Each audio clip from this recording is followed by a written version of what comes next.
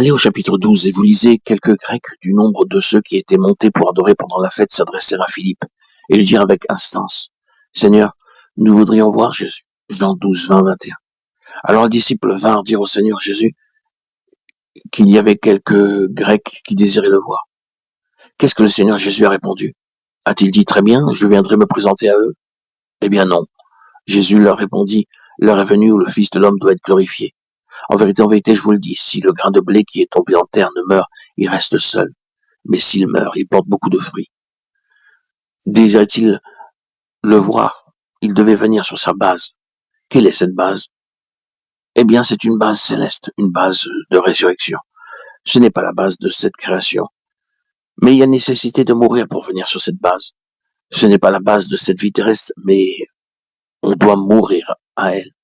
Ces Grecs ne pouvaient point le voir. Si leur pensée à son égard était qu'il s'agissait d'un personnage présentant un intérêt ici-bas sur cette terre, s'ils étaient venus voir quelqu'un à propos duquel ils avaient entendu des choses merveilleuses, et s'ils cherchaient un homme merveilleux qui accomplissait des miracles, s'il était comme l'un des sites pittoresques de Jérusalem pour lesquels ils étaient venus à la fête, l'un des personnages avec lequel il faut rentrer en contact, ils durent quitter entièrement cette base terrestre, cette base charnelle, et le faire à travers la mort.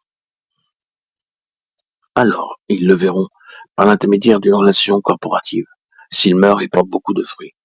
Un grain de blé transformé en un épi, puis en une moisson. C'est de cette façon que le Seigneur Jésus peut être connu, en devenant nous-mêmes une partie de l'homme céleste corporatif par le moyen de la mort et de la résurrection. Vous devez quitter la base naturelle si vous désirez le voir. Ce n'est pas en le contemplant comme un personnage historique que vous le verrez, ou vous ne le verrez que par une union avec lui dans sa résurrection sur la base de l'homme céleste. Combien cela fut vrai à propos des disciples eux-mêmes. Il fut avec eux durant 3 ans et demi, et cependant, ils ne le connaissaient pas réellement et ne l'ont pas vu. Mais après qu'il les eut quittés, ils le virent et le connurent. La connaissance a été quelque chose de bien plus transcendant qu'au jour de sa chair. Allez plus loin jusqu'au premier chapitre du livre des Actes et vous arrivez à ce paragraphe de l'histoire des premiers événements de l'Église, où Pierre était en train de jeûner et de prier. Il tombe en extase et voit le ciel ouvert et une grande nappe descendue du ciel. Dans cette nappe se trouvent tous les quadrupèdes et les reptiles de la terre, et une voix lui dit, lève-toi, Pierre, tue et mange. Acte 10, 13. À ceci, Pierre répondit, non, Seigneur, car je n'ai rien mangé de souillé ni d'impur. Au verset 14. Nous savons à quoi cela se rapporte. Dans une région éloignée, il y a un homme pieux ayant très peu de lumière, cherchant de tout son cœur à connaître le Seigneur de façon plus complète, à aller de l'avant avec Dieu, ayant faim du Seigneur, mais ne sachant pas comment y parvenir. Dans sa recherche du Seigneur, il est visité par un ange et il lui est dit que s'il envoie quelqu'un en un certain lieu, à une certaine adresse, il y a là un homme nommé Pierre qui, s'il lui demande seulement de venir, lui dira ce qu'il a besoin de savoir. Entre-temps, relation avec cet homme qui n'est pas un juif, qui ne fait pas partie d'Israël et qui se trouve en dehors de l'alliance, le Seigneur est en train d'avoir ses rapports avec Pierre. Or, pour Pierre, cet homme serait comme l'un de ces reptiles, de ces animaux, qui rampent comme de la viande impure, parce qu'il ne faisait pas partie d'Israël. Pierre dit, non Seigneur. Maintenant Pierre doit quitter cette base. C'est son ancienne base juive, et il doit la quitter, et venir sur la base de l'homme céleste. Et la base de l'homme céleste, c'est celle où il n'y a ni juif ni grec, où ces distinctions ne doivent point être faites.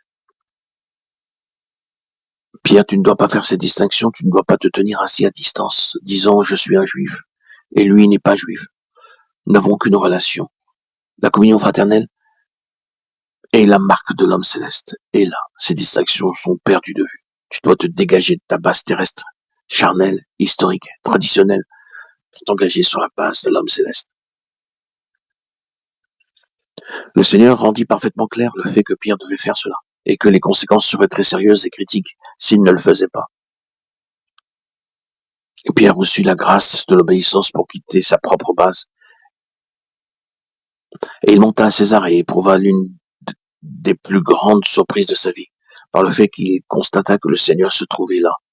Il dut rendre compte aux autres apôtres juifs que, bien qu'il fût allé étant rempli de crainte et de doute, il trouva là le Seigneur. Oui, le Seigneur se trouvait sur la base qu'il avait lui-même pourvue, celle de l'homme céleste.